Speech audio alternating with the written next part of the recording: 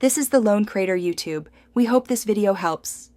You begin by verifying the exact MagSafe ring variant you have and why it failed: magnets, adhesive, or connector.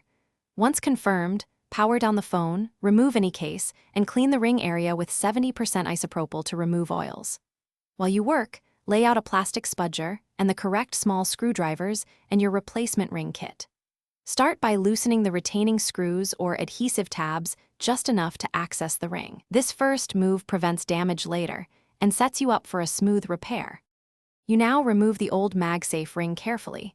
Use a plastic spudger to lift the adhesive edge while watching for ribbon cables.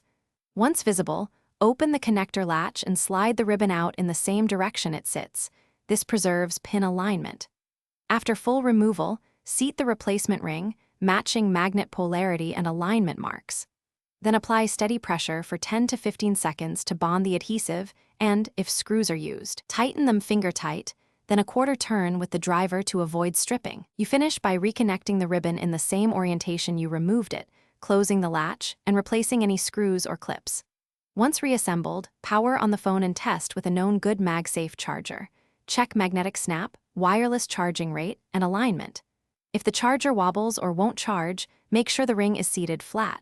Once done, you can use a low heat pad at 40 to 50 degrees Celsius to reactivate adhesive. If problems persist, recheck connector pins for debris or bent contacts.